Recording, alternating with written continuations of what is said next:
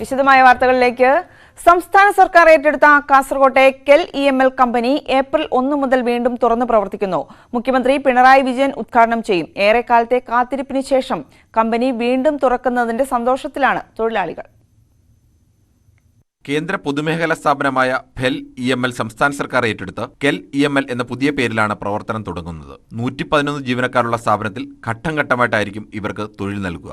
നിലവിൽ ഏതാനും മെഷീൻ ഉൽപാദന ഓർഡർ കമ്പനിക്ക് ലഭിച്ചിട്ടുണ്ട്. കൂടുതൽ ഉൽപാദനം തുടങ്ങിയ ശേഷം മുഴുവൻ പേരെയും ജോലിയിൽ പ്രവേശിപ്പിക്കും. 2020 മാർച്ചിൽ കോവിഡ് പ്രതിസന്ധിയെ തുടർന്ന് കമ്പനി അടച്ചിട്ടു. 2021 മെയ് 11 സംസ്ഥാന സർക്കാർ കമ്പനി ഏറ്റെടുത്തു. നവീകരണത്തിനാവശ്യമായ ഫണ്ട് ലഭിക്കാൻ വൈകിയതും തൊഴിലാളികളുടെ ആനുകൂല്യങ്ങൾ സംബന്ധിച്ച കരാർ ഒപ്പുവെക്കാത്തതുമാണ് പ്രവർത്തനം പുനരാരംഭിക്കുന്നതിന് തടസ്സമായത്. മാർച്ച് 15 കരാർ ഒപ്പുവെച്ചതോടെ കെൽ ഇഎംഎൽ എന്ന പേരിൽ കമ്പനി പ്രവർത്തനം പുനരാരംഭിക്കാൻ വഴി തുറന്നു. കാസർഗോഡ് ജില്ലയിലെ ജനങ്ങളെ സംബന്ധിച്ചിടത്തോളം ഏറെ സന്തോഷകരമായ ദിനമാണ് ഏപ്രിൽ 1. കേന്ദ്ര ഗവൺമെൻറ് അടച്ചുപൂട്ടപ്പെട്ട സ്ഥാപനം, സ്വകാര്യവൽക്കരിക്കാൻ വെച്ച സ്ഥാപനം കേരള ഗവൺമെൻറ് ഏറ്റെടുത്ത് വീണ്ടും തുറന്ന് പ്രവർത്തിക്കുകയാണ്. 125ഓളം വരുന്ന ജീവനക്കാരുടെ ഭാവി ഭദ്രമാക്കാനും അതോടൊപ്പം തന്നെ കൂടുതൽ തൊഴിലവസരം സൃഷ്ടിക്കാനും കാസർഗോഡ് ജില്ലയിലെ വ്യവസായ വികസനത്തിന് കുതിപ്പേകാനും ഈ നടപടി സഹായമാകുമെന്ന കാര്യത്തിൽ തർക്കമില്ല. ഏപ്രിൽ 1 മുഖ്യമന്ത്രി പിണറായി വിജയൻ ഉദ്ഘാടനം ചെയ്യും. കമ്പനിയുടെ പുനരുദ്ധാരണത്തിനായി 20 കോടി രൂപയാണ് സംസ്ഥാന സർക്കാർ അനുവദിച്ചത്. ന്യൂസ് 18 കാസർഗോഡ്. മുക്കം ആശുപത്രി ജംഗ്ഷനിൽ വാട്ടർ അതോറിറ്റിയുടെ പൈപ്പ് പൊട്ടി വെള്ളം പാഴാക്കുന്നു. വാട്ടർ അതോറിറ്റിയും പൊതുമരാമത്ത് വകുപ്പും കാര്യമായി ഇടപെടുന്നില്ലെന്നാണ് നാട്ടുകാരുടെ ആക്ഷേപം. വെള്ളം ലഭിക്കാതെ ആഴ്ചകളോളം ദുരിതമനുഭവിക്കുകയാണ് നിരവധി കുടുംബങ്ങളും വ്യാപാര സ്ഥാപനങ്ങളും. കടുത്ത വേനലിൽ കുടിവെള്ളത്തിനായി ജനം നെട്ടോട്ടം ഓടുമ്പോഴാണ് മുക്കം ആശുപത്രി ജംഗ്ഷനിൽ ആയിരക്കണക്കിന് ലിറ്റർ വെള്ളം പാഴാകുന്നത്. വാട്ടർ അതോറിറ്റിയുടെ പൈപ്പ് പൊട്ടുക ഇവിടെ സാധാരണ സംഭവമാണ്. എടവണ്ണ കൊയിലാണ്ടി സംസ്ഥാന പാത നവീകരണത്തിന്റെ ആദ്യഘട്ടം പൂർത്തീകരിച്ചതോടെ ആശുപത്രി ജംഗ്ഷനിലും പോലീസ് സ്റ്റേഷൻ മുൻവശത്തും പൈപ്പ് പൊട്ടൽ പതിവാവുകയാണ്. വാട്ടർ അതോറിറ്റിയുടെ പഴകിയ പൈപ്പുകളാണ് തുടർച്ചയായി പൈപ്പുകൾ പൊട്ടാൻ കാരണമെന്നാണ് പരാതി. റോഡ് നിർമ്മാണത്തിന് കരാറെടുത്ത കമ്പനിയെ നിരവധി തവണ അറിയിച്ചിട്ടും പൈപ്പ് മാറ്റാതെ റോഡ് പ്രവൃത്തി തുടരുകയാണെന്നും നാട്ടുകാർ പറയുന്നു. പൈപ്പ് മാറ്റാത്തത് കൊണ്ട് അടിയിലുള്ള പൈപ്പുകളൊക്കെ പൊട്ടിപ്പോയിട്ട് വെള്ളം ക്രമാതീതമായിട്ടാണ് ഇവിടെ പോകുന്നത്. ഈ വേനലിൽ നിന്ന് ലക്ഷക്കണക്കിന് ലിറ്ററുകളാണ് ഈ ഭാഗത്തു നിന്നൊക്കെ പൈസയും കൊടുത്ത് പല ആൾക്കാർ വാങ്ങുന്നത്. ഒരു ഇതും ഇല്ലാതെയാണ് ഇവിടുത്തെ വാട്ടർ അതോറിറ്റിയുടെ അനാസ്ഥ കൊണ്ട് തന്നെയാണ് ഈ വെള്ളം ഇങ്ങനെ പാഴായി പോകുന്നത്. വാട്ടർ അതോറിറ്റിയെയും പൊതുമരാമത്ത് ഉദ്യോഗസ്ഥരെയും നിരവധി തവണ വിഷയം അറിയിച്ചെങ്കിലും ഒരു നടപടിയും ഉണ്ടായില്ലെന്നും ആക്ഷേപമുണ്ട്. ന്യൂസ് 18 മുക്കം. മൂന്നാറിലെ എസ്റ്റേറ്റ് മേഖലയിൽ സമാന്തര സർവീസ് നടത്തുന്ന വാഹനങ്ങൾക്ക് മതിയായ രേഖകളിൽ നിന്ന് കണ്ടെത്തൽ. വാഹന പരിശോധനാ വിഭാഗം നടത്തിയ പരിശോധനയിലാണ് സ്കൂൾ വിദ്യാർത്ഥികളെ കുത്തിനിറച്ചു യാത്ര നടത്തിയ ഓട്ടോ അടക്കമുള്ള വാഹനങ്ങൾക്ക് മതിയായ രേഖകളിൽ നിന്ന് കണ്ടെത്തിയത്. മൂന്നാറിലെ തോട്ടം മേഖലയിൽ സമാന്തര സർവീസ് നടത്തുന്ന ഓട്ടോറിക്ഷകൾ അടക്കമുള്ള വാഹനങ്ങൾ വർഷങ്ങളായി ഇൻഷുറൻസും നികുതിയും അടയ്ക്കുന്നില്ലെന്നാണ് കണ്ടെത്തിയത്. വാഹന പരിശോധനയിൽ പിടിച്ച വാഹനങ്ങളെ പിഴ ചുമത്തി വിട്ടയച്ചു. മൂന്നാർ ടൗൺ മേഖലയിൽ ആയിരക്കണക്കിന് ഓട്ടോകളും ജീപ്പുകളുമാണ് സമാന്തര സർവീസ് നടത്തുന്നത്. പരിശോധന ശക്തമാക്കണമെന്നും ഇത്തരം വാഹനങ്ങളെ റോഡിലിറങ്ങാൻ അനുവദിക്കരുത് എന്നുമാണ് നാട്ടുകാരുടെ ആവശ്യം. ഫൈൻ ഈടാക്കി വിടുന്ന വാഹനങ്ങൾ വീണ്ടും റെക്കോർഡുകൾ ശരിയാക്കുന്നില്ല എന്നുള്ളതാണ് ഇപ്പോൾ യഥാർത്ഥത്തിൽ നടക്കുന്നത്. ബഹുഭൂരിപക്ഷം വരുന്ന വണ്ടികൾക്കും ഈ പറയുന്ന ഇൻഷുറൻസ് ഇല്ല. സമാന്തര സർവീസ് നടത്തുന്ന വാഹനങ്ങൾ അപകടത്തിൽപ്പെടുന്നത് പതിവാണ്. മതിയായ രേഖകൾ ഇല്ലാത്തതിനാൽ പരിക്കേൽക്കുന്ന യാത്രക്കാർക്ക് ഇൻഷുറൻസ് അടക്കമുള്ള ആനുകൂല്യങ്ങളൊന്നും ലഭിക്കാറുമില്ല. തോട്ടം മേഖലയിലെ വിദ്യാർത്ഥികളുടെ യാത്രയ്ക്ക് പഞ്ചായത്ത് വാഹന സൗകര്യം ഏർപ്പെടുത്തണമെന്ന ആവശ്യവും ശക്തമാണ്. ന്യൂസ് 18 മൂന്നാർ. പണിമുടക്ക് ദിവസം റോഡ് അറ്റകുറ്റപ്പണി നടത്തി കയ്യടി നേടി വടകരയിലെ മൂരാട് നിവാസികൾ. ദേശീയപാതയിൽ മൂരാട് പാലത്തിലെ കുഴികൾ അടച്ചായിരുന്നു ഇവർ പണിമുടക്ക് ദിവസം ചിലവിട്ടത്. വാഹനങ്ങൾ തിരിച്ചുവിട്ട് പോലീസും ഇവർക്കൊപ്പം നിന്നു. ജനങ്ങളെ കാലങ്ങളായി ബുദ്ധിമുട്ടിക്കുന്ന മൂരാട് പാലത്തെ കുഴികൾ അടയ്ക്കാനാണ് ഒരു കൂട്ടം ആളുകൾ പണിമുടക്ക് ദിനത്തിൽ രംഗത്തിറങ്ങിയത്. ദേശീയപാത നിർമ്മിക്കാൻ കരാറെടുത്ത കമ്പനി കോൺക്രീറ്റ് നൽകി സഹായിച്ചു. കമ്പനി തൊഴിലാളികളുടെ സഹായം കൂടി കിട്ടിയതോടെ തിങ്കളാഴ്ച ഉച്ചയോടെ പണി പൂർത്തിയായി. അപ്പോൾ ഇത് മുൻകൂട്ടി തന്നെ നമ്മൾ അറിയുന്ന ഒരു ഹർത്താലായതുകൊണ്ട് ബന്ധായതുകൊണ്ട് നമ്മൾ തീരുമാനിച്ചിട്ടുണ്ടായിരുന്നു ഈ ബന്ദ് ദിവസം നമുക്ക് ഈ റോഡ് പാച്ച് വർക്ക് ചെയ്യാനുള്ള ഏർപ്പാട് ചെയ്യണമെന്ന്. അതിൻ്റെ ഭാഗമായിട്ട് രാവിലെ തന്നെ ഇതുമായിട്ട് ബന്ധപ്പെട്ട യുവജനങ്ങൾ എത്തിച്ചേരുകയും വളരെ നല്ല രീതിയിലുള്ള ഈ പൊരിവെയിലത്ത് നിസ്വാർത്ഥ സേവനം എന്ന രീതിയിൽ നമ്മൾ ഇന്നത്തെ ദിവസത്തെ മാറ്റിയെടുക്കുകയാണ് ചെയ്തത്. കോൺക്രീറ്റ് ഉറയ്ക്കാനെടുക്കുന്ന സമയം വരെ ഗതാഗതം വഴിതിരിച്ചുവിട്ട് പോലീസും പ്രവൃത്തിയിൽ പങ്കാളികളായി. ആംബുലൻസ് പോലെയുള്ള അത്യാവശ്യക്കാരെ മാത്രമാണ് കയറ്റിവിട്ടത്. പണിമുടക്കിന് ശേഷം പാലത്തിലൂടെ സുഖകരമായി സഞ്ചരിക്കാൻ ഇന്നത്തെ പ്രവൃത്തി സഹായിക്കുമെന്നാണ് നാട്ടുകാരുടെ പ്രതീക്ഷ. News 18 Vadakara.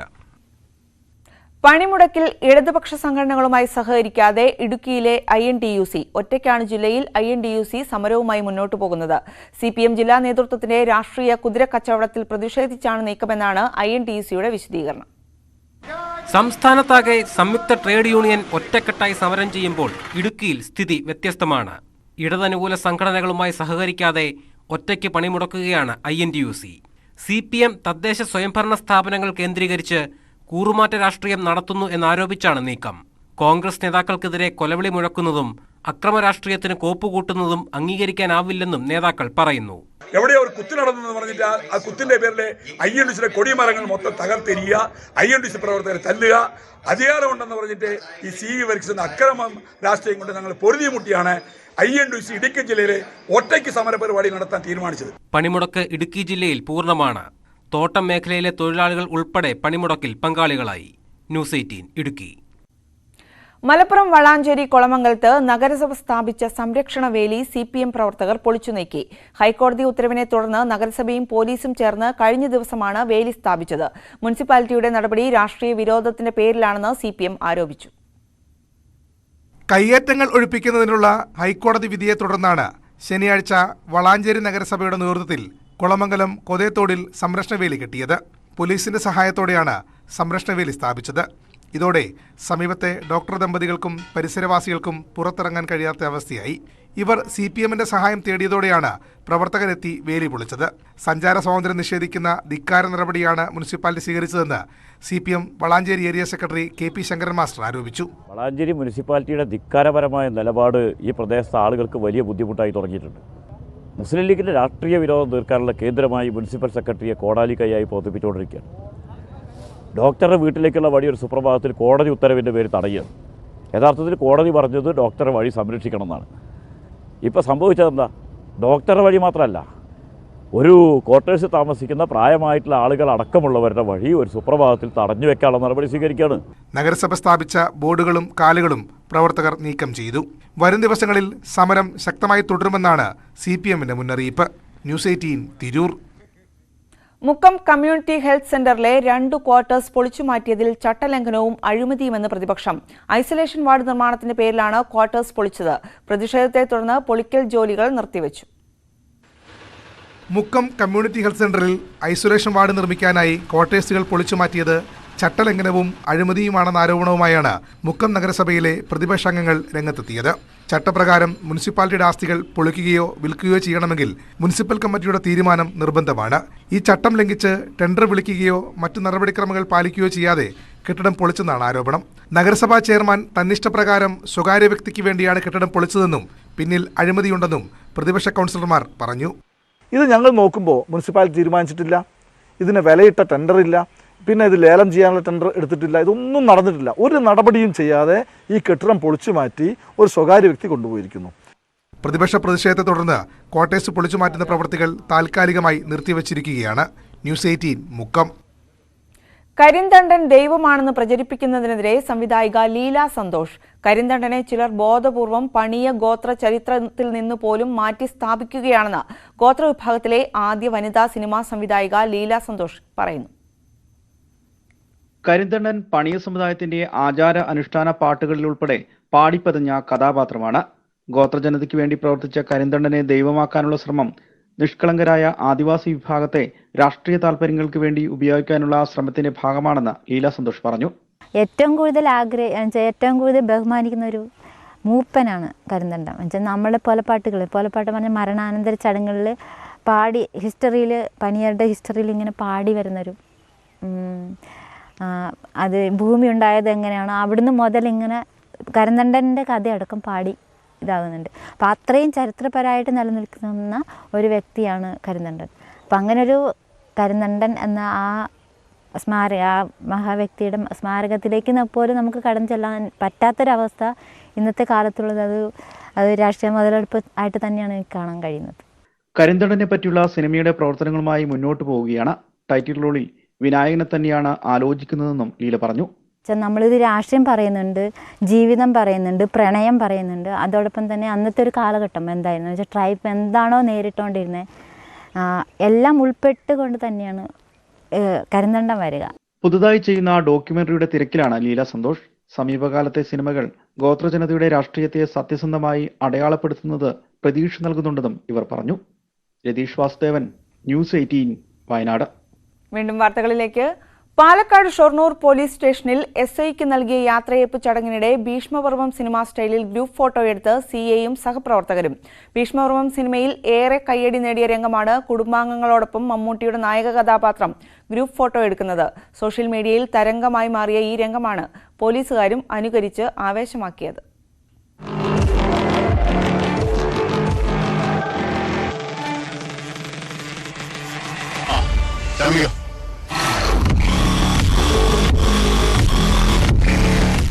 Shoranur SI KA ജേക്കബിനുള്ള യാത്രയയപ്പ് ചടങ്ങിനിടെയാണ് CI PM ഗോപകുമാറും സഹപ്രവർത്തകരും ഭീഷ്മപർവം സ്റ്റൈലിൽ ഒരു ഗ്രൂപ്പ് ഫോട്ടോ എടുത്തത്. വെള്ള ഷർട്ടും വെള്ള മുണ്ടുമായിരുന്നു ഡ്രസ് കോഡ്. കുടുംബാംഗങ്ങൾക്കൊപ്പം വന്ന SI ജേക്കബ് ഡ്രസ് കോഡ് പാലിക്കാത്തതിനാൽ ഭീഷ്മപർവം സ്റ്റൈൽ ഗ്രൂപ്പ് ഫോട്ടോയിൽ നിന്ന് പുറത്തായെങ്കിലും ഔദ്യോഗിക ഗ്രൂപ്പ് ഫോട്ടോയിൽ താരമായി. എന്തായാലും യാത്രയയപ്പ് ചടങ്ങിനിടെ CAയും സംഘവും എടുത്ത സിനിമാ സ്റ്റൈൽ ഗ്രൂപ്പ് ഫോട്ടോ സ്റ്റേഷനിലെത്തിയവർക്കും രസക്കാഴ്ചയായി.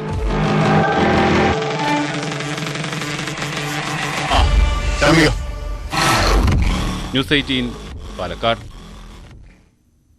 കണ്ണൂരിൽ ബിരിയാണി ചലഞ്ച് ഒരുക്കി SYS പ്രവർത്തകർ. പരിയാരം മെഡിക്കൽ കോളേജിനടുത്ത് നിർമ്മിക്കുന്ന സാന്ത്വന കേന്ദ്രത്തിന്റെ ധനശേഖരണാർത്ഥമാണ് ജില്ലയുടെ വിവിധ കേന്ദ്രങ്ങളിൽ ബിരിയാണി ചലഞ്ച് ഒരുക്കിയത്.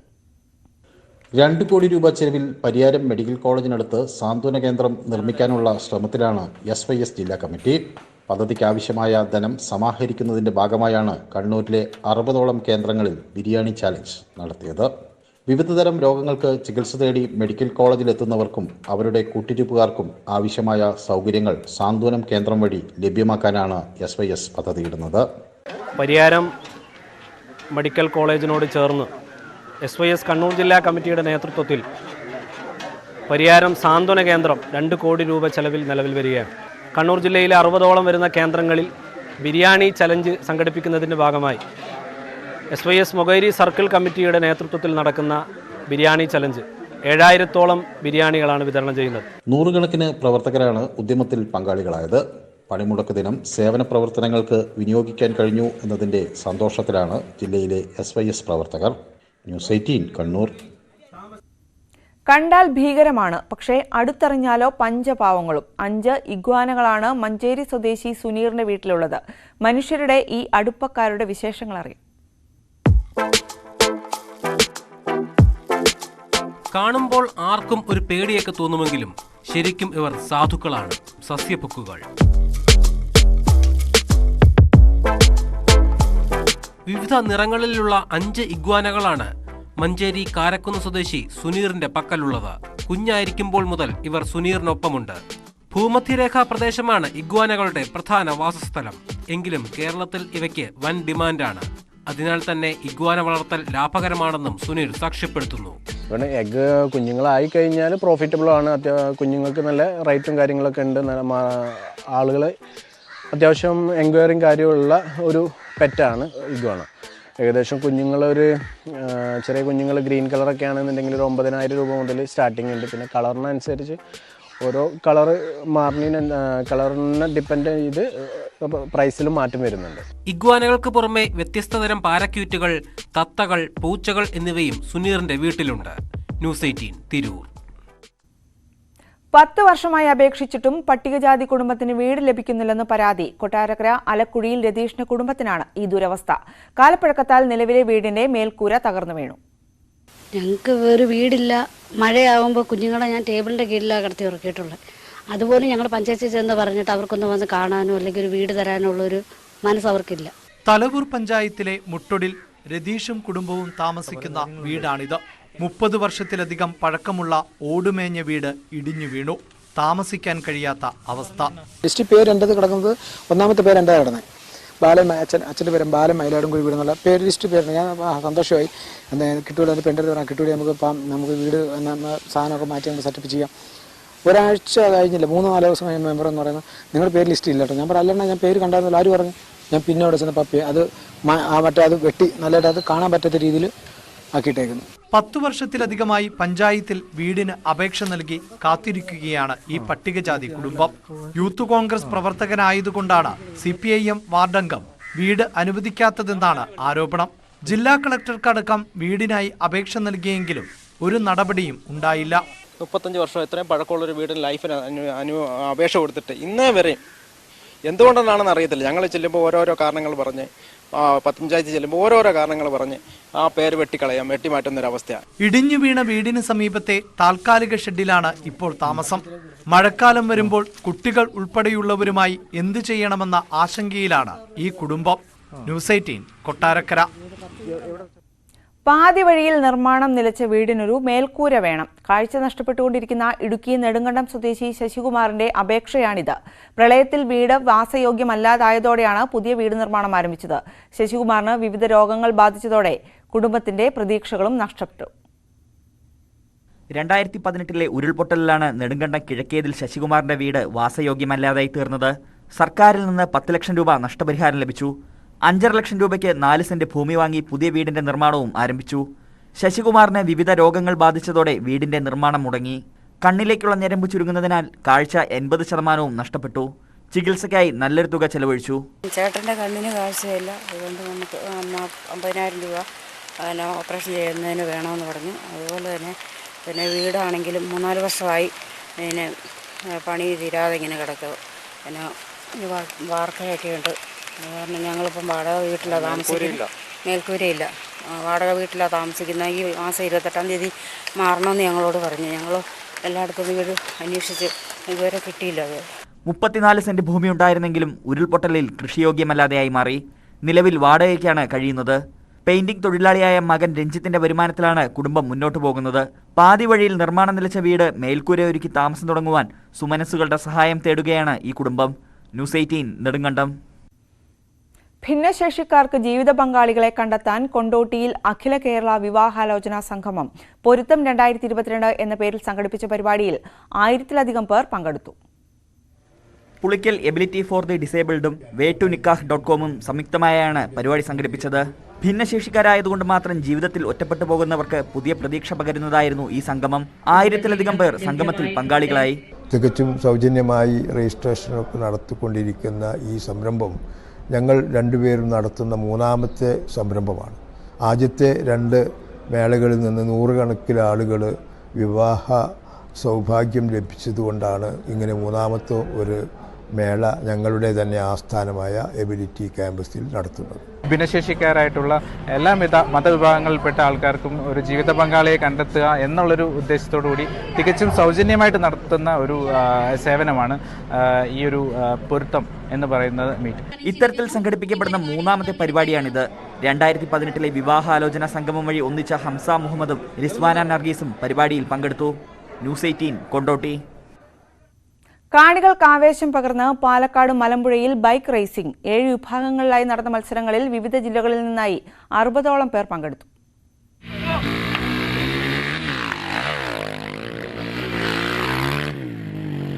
പാലക്കാട്ടെ റോയൽ പിസ്റ്റോപ്പിന്റെ നേതൃത്വത്തിലാണ് മലമ്പുഴ ചെറാട് മേഖലയിൽ ബൈക്ക് റേസിംഗ് നടന്നത്. സ്വകാര്യ സ്ഥലത്ത് ക്രമീകരിച്ച ട്രാക്കിൽ 1.5 കിലോമീറ്റർ ദൂരത്തിലായിരുന്നു സാഹസിക പ്രകടനം.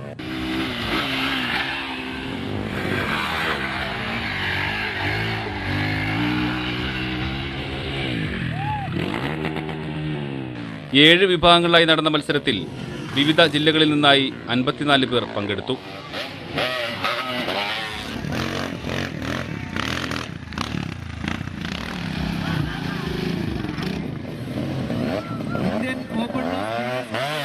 സാഹസികതയും ആവേശവും നിറഞ്ഞു നിന്ന മത്സരം കാണാൻ നിരവധി പേരാണെത്തിയത്.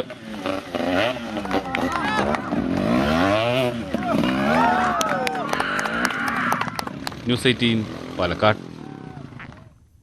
രാജ്യമെങ്ങുമുള്ള കുട്ടികളായ പ്രതിഭകളെ ലോകത്തിനു മുന്നിൽ അവതരിപ്പിച്ച് ബൈജൂസ് യങ് ജീനിയസിന്റെ 2ാം സീസണും പൂർത്തിയാവുകയാണ്.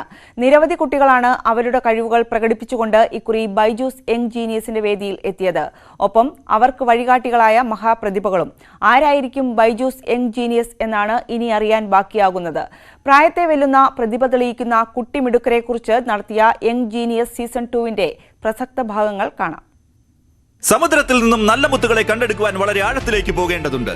അതുപോലെ ഞങ്ങൾക്കും ഈ ജീനിയസുകളെ കണ്ടെത്തുവാനായി ഭാരതത്തിലാകമാനം സഞ്ചരിക്കേണ്ടി വന്നു. 26 സംസ്ഥാനങ്ങൾ, 72 നഗരങ്ങൾ, 2500 സ്കൂളുകൾ. ഇവിടെ നിന്നും പല ജീനിയസുകളെ ഞങ്ങൾ കണ്ടെത്തി. ചിലർ പ്രാചീന കലകളിൽ പ്രതിഭകളുള്ളവരാണ്, ചിലർ ആധുനിക ടെക്നിക്കുകളിൽ കഴിവുറ്റവർ, ചിലർ കളിക്കളത്തിൽ, ചിലർ അക്കാഡമിക്സിൽ, ചിലർ ബിസിനസ് ലോകത്തും തങ്ങളുടെ കൊടികൾ പറപ്പിച്ചിരിക്കുന്നു. എന്നാൽ ഈ ജീനിയസുകളിൽ നിന്നും വെറും 22 പേരെ വളരെ കഷ്ടപ്പെട്ട് ഞങ്ങളുടെ ജൂറികൾ തിരഞ്ഞെടുത്തു.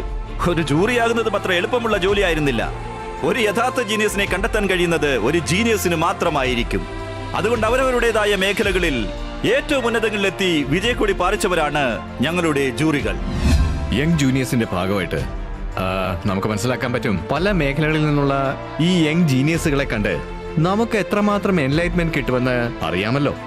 അവരിൽ ചിലരൊക്കെ ഹ്യൂമാനിറ്റിയെ മാറ്റി മറിക്കുകയാണ് ചെയ്യുന്നത്. അവരെ കാണുക എന്നത് തന്നെ വളരെ ഇൻസ്പയറിംഗ് ആയിട്ടുള്ള സംഗതിയാണ്.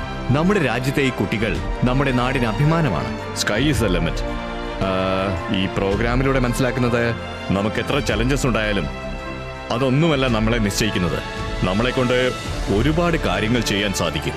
ഇങ്ങനെയുള്ള പ്രോഗ്രാമുകൾ ഒരുപാട് കുട്ടികളെ ഇൻസ്പയർ ചെയ്യും.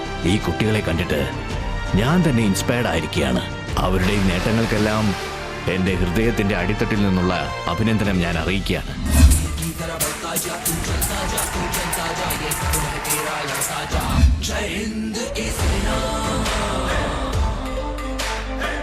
ഈ ചെറിയ പക്ഷികൾ പറക്കുന്നത് അത്ര വളരെ ഉയരത്തിലാണ്. വെറും ഭൂമി മാത്രമല്ല, ആകാശവും അവരുടെ ലക്ഷ്യത്തിൽപ്പെടുന്നു. ജൂറിമാരുടെ സെലക്ഷൻ വളരെ കൃത്യമായിരുന്നു. ഇത്ര ചെറുപ്രായത്തിലുള്ള അവരുടെ പ്രതിഭകൾ കണ്ടിട്ട് ഞാൻ മാത്രമല്ല, ഈ രാജ്യം മുഴുവൻ വല്ലാതെ അത്ഭുതപ്പെടുകയുണ്ടായി. എത്രയേറെ നാഷണലും അതുപോലെ ഇന്റർനാഷണലുമായിട്ടുള്ള അവാർഡുകളിൽ, അതുപോലെ പ്ലാറ്റ്ഫോമുകളിൽ അവരുടെ നാമം മുദ്രണം ചെയ്തിരിക്കുന്നു നമ്മുടെ യങ് ജീനിയസുകൾ.